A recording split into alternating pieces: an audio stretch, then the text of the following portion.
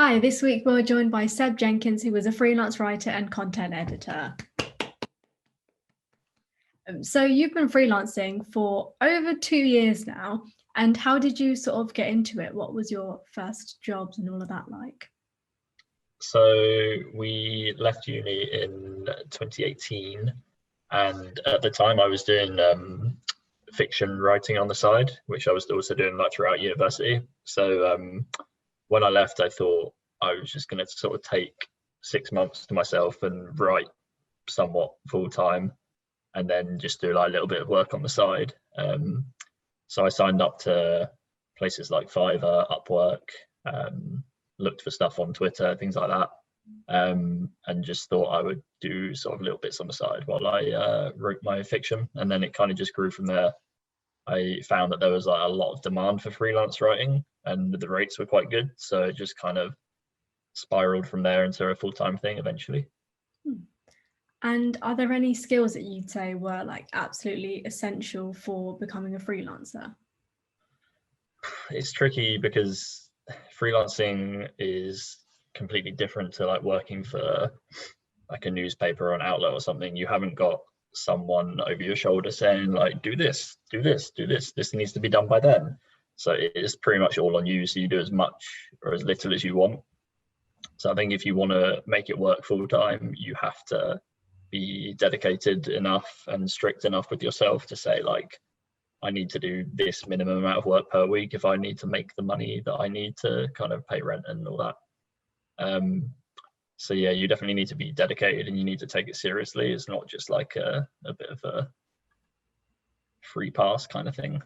Being able to choose your own hours and stuff sounds like a big plus of freelancing, but what do you think are some of the other positives for freelance work versus being employed full-time somewhere? Yeah, flexible hours is definitely one of the main ones for me anyway. Also for me, I'm pretty much as far from a morning person as is humanly possible. So my general work schedule is that I sleep in, I get up, and then I work from there. And I usually work at like late nights because that's just when I feel like I'm most productive. So you can pick and choose depending on like what your work style is like, which was a big plus for me. Also, kind of on the same point, you don't have to get up and commute anywhere. So one, you're not wasting an hour of your day commuting and then commuting back, and also you're not paying for that travel either. So all the work you do kind of just goes straight into your pocket, which is nice. And on that, everyone else is working from home. Well, most people working from home now at the moment. Have you ever struggled with like working from home? Because you work in your bedroom, right? And so Yeah, there's like not a much of a little. divide between like maybe your personal life and your work life. How have you navigated all of that? Yeah, so like at the minute, I just have a little desk in the corner of my bedroom. So yeah, it's very much everything is kind of crammed into one space, which can be a little bit like you're staring at the same four walls all day, every day. It's not really something that I struggle with that much, but I know some people get a little bit kind of claustrophobic if they're just in that one space all the time. So I think it probably does help to sort of, I mean, at the end of the day, you're just working from your laptop. So take your laptop into another room, living room, take it outside, go to Costa, do whatever you want just to sort of change your environment a little bit. Yeah. And when you were first starting freelancing, how did you sort out pricing? Because that can be quite difficult for people to know how much to charge when they feel like they maybe don't have much experience. Yeah, I had when I first started out, I had no idea what to charge. It was like when you Fiverr is the main app that I use, and you have to advertise a price with every sort of service that you put up on your profile. And I had no idea what to type in. The only kind of thing I could think to do was look at other people that were in a similar position to me that also had like a journalism degree and see what they were charging for their stuff. And then to start with, I definitely just kind of undercut the market a little bit, because otherwise I didn't see why people were going to go for a profile that had like no reviews yet, hadn't done any jobs yet. Like you've got to kind of make yourself stand out, and without the experience, the only way to really do that is with price. So yeah, I think that's definitely how I got people on board to start with, and then once they've messaged you, obviously you can put some personality and be friendly and make sure the work is all sort of on time and on point, and make sure they keep coming back and back and back. And then at that point you can say like, right, I need to actually choose some proper prices now that are going to stick. Yeah, because I remember maybe it was a year after you started freelancing was when, for like all of the jobs you listed, you decided to raise the prices for them. With the pricing bit, yeah, like you said, it was about a year in.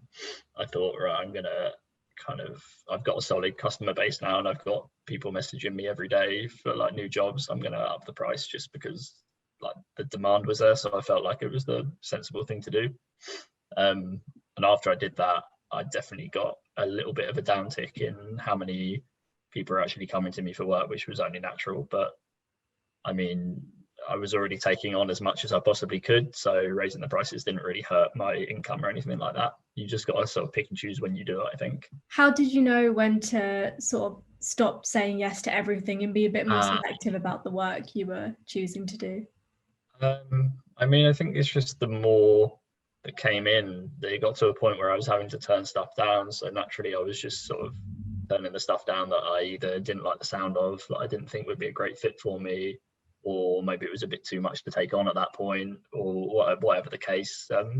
Certain things stand out as more attractive for whatever reason, whether it be like the price or the topic or the person or whatever. So yeah, I think it comes quite naturally at that point. And the jobs you get, they can range from like, it would take a couple of hours to do, or some things you'll spend like days on. But how do you sort of choose when to give a deadline for certain pieces and how long to actually spend? Yeah, that can be a bit tricky. I'm probably, one of my weakest things is maybe like long-term time management. So like I'll get someone messaging me and I'll say like, yeah, I can do it for this price, and I'll turn it around within a week. And then I get someone else, then I'll do that again, and then by the time like you get to a certain day, it's like, oh god, I've got like 23 things due today, and I've started none of them.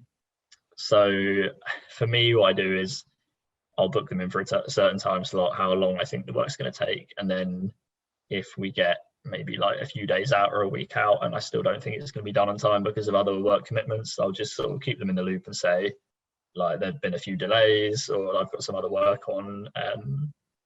Just make it clear, like, you don't want to rush their work. Ask if they have an extra couple of days they can spare you or whatever. Some of them will, some of them won't, and you can just sort of adjust stuff from there. But yeah, you don't have to sort of panic if you screw up your time management a little bit. It's all very like flexible. Yeah, because it's probably better to ask for a bit of an extension than do a rush job and have it be not as good as it could have been. Yeah, I think 90% of people that I talk to are like, yeah, that's fine. Like, they would much rather wait an extra day and have really good work than not, and have some rushed stuff. And when it comes to like payment and taxes and stuff, so as a freelancer, it's not like the government or your employer are going to take their 20% already. That's something you have to do entirely yourself. So with them, is there any way that you sort of calculate as you're going how much tax you might need to pay by the end of the tax year? So at this point, I've only done one. So with freelancing, how it works is rather like, obviously, if you work for an employer, your tax comes out of your paycheck every week or month or whatever, however you get paid. With freelancing, I pay my tax in one big lump sum every time I do my yearly tax return. So from the years that I've been working, I've only done one so far. I've got another one coming up in January, I believe. So, I mean, purely because it was my first one, I hadn't really been keeping track of much until it got to the January, and I was like, oh, all right, okay, I've actually got to do this now. So I had to go back. Obviously, I've been keeping all of my invoices and stuff, so I just went back, added it all up. You've got to sort of get together a total annual income for your last tax year, put it in. You got to calculate your expenses. So like if you paid any other freelancers to help you, if you paid, say, for a new laptop like I did, you can get some of that back on expenses because it's like a work asset. What else was there? I got to claim some rent back because I use my room as my office as well. So there's all these little things. It's definitely worth researching how you can make the most of it. So going back And to like essential skills, keeping track of your receipts and invoices is probably like another one that people should do. yeah, exactly. Invoices is definitely a big one. It's not difficult either. Apps like Fiverr and stuff, they keep a record of that for you, all of your orders. But if you work with anyone outside like an app, then yeah, like me, I get paid per month from all of my clients. So I just send them an invoice, they send me the payment, and I save the invoice, and you just come back to it whenever you need it. Yeah. And on that, did you also have to register as, are you registered as a company like Seb Jenkins? I'm registered self-employed. Oh, okay. And how, like, what was that process like? Was it difficult or was it fairly easy to navigate? That was quite easy from what I remember. The main choices for me were either register as self-employed or register as an LLC like company. Self-employed, I think, made more sense if you earned sort of below the 40k mark. Yeah. And then LLC after that was kind of benefited tax-wise if you went for that. So when I first started out, obviously I just went self-employed, and from what I remember, it was just I filled out a quick form on like gov.uk or wherever it is, HMRC. So yeah, that wasn't too tricky. The tax return was definitely harder than registering as self-employed. Yeah. And are there any other like tax or government or money things that you had to deal with that you didn't really anticipate before doing freelance stuff?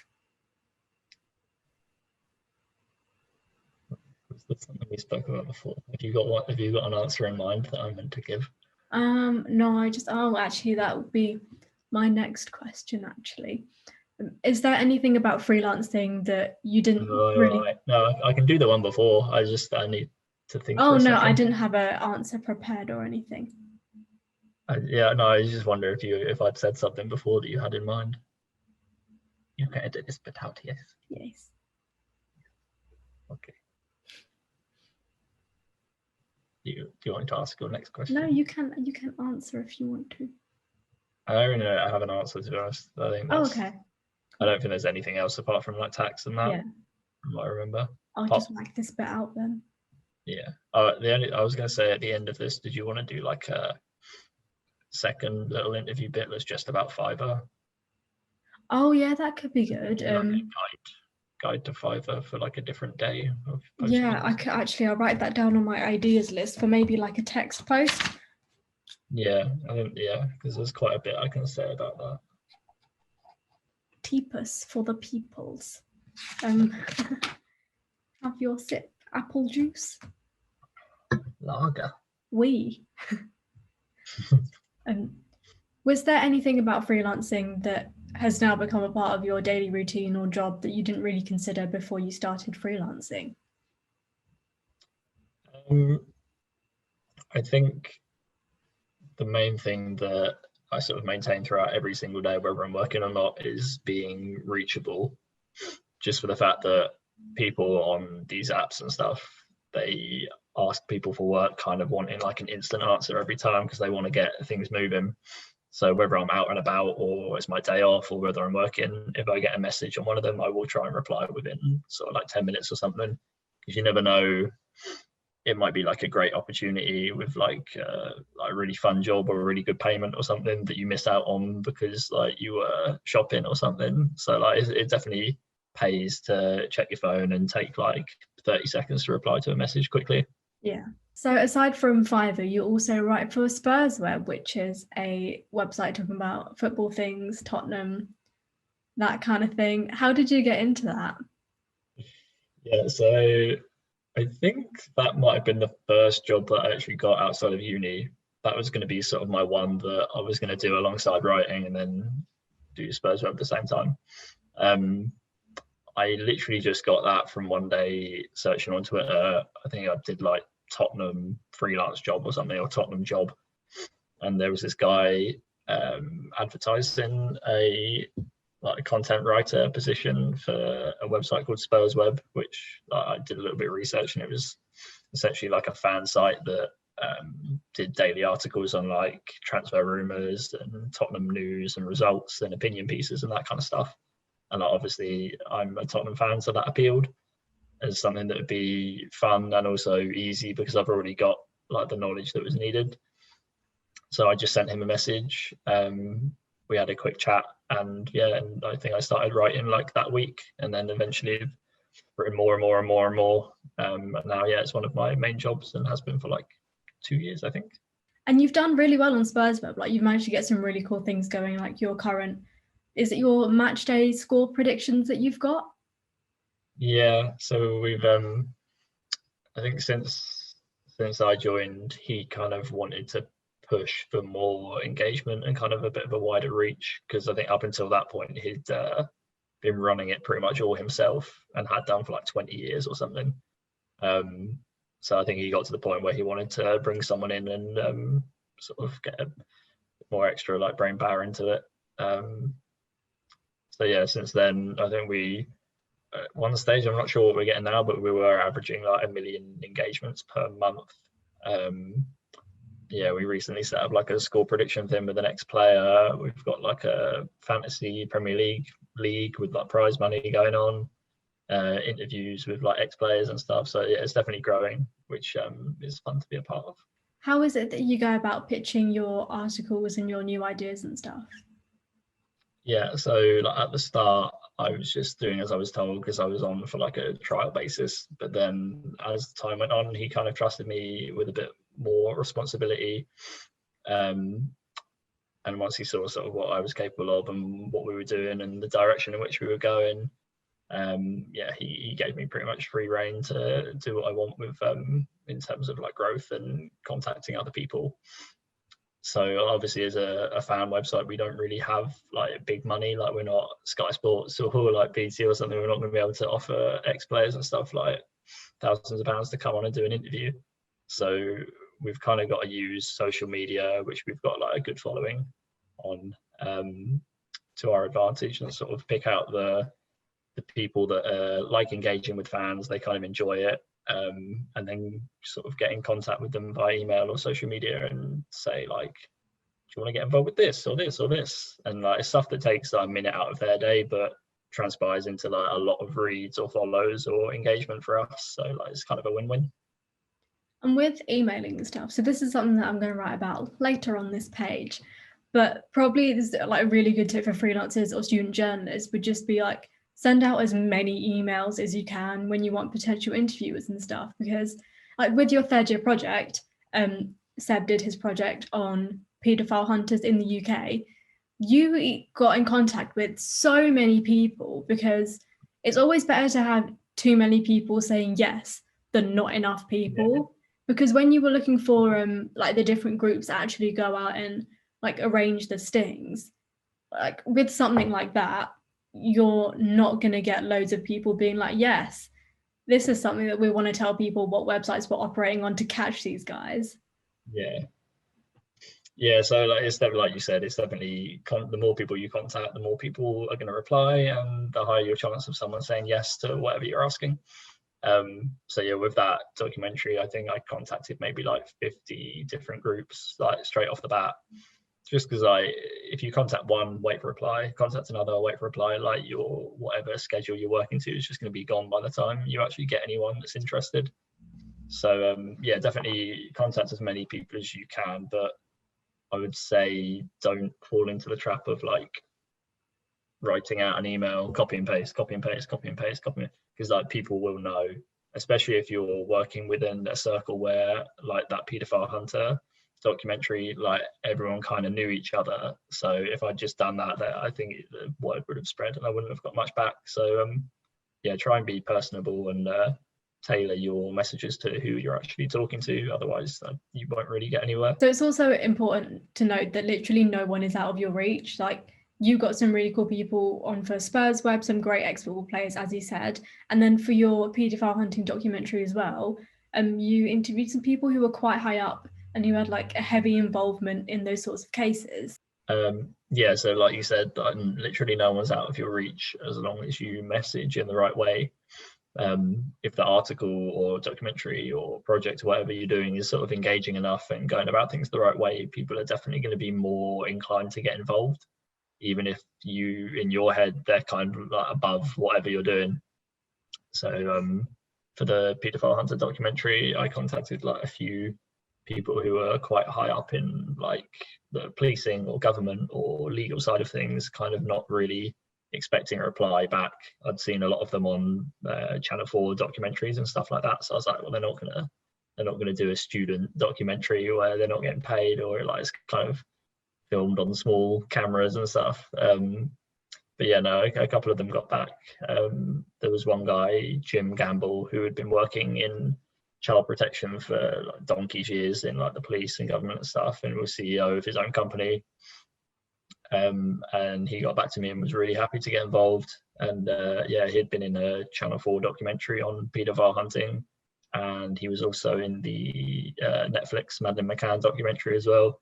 So like, yeah, there's no reason why you can't get the same people that the big companies do, like if you just reach out. And final question, do you think an NCTJ qualification is essential when you're freelancing?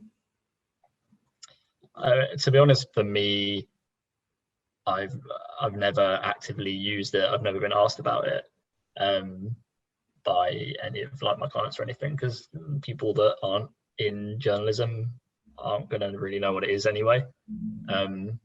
Like looking back on the time at uni, I'm glad I did it. I'm glad like it's there if I do ever need it. But as a freelancer, it's not something that I've ever actively needed or been asked about. No.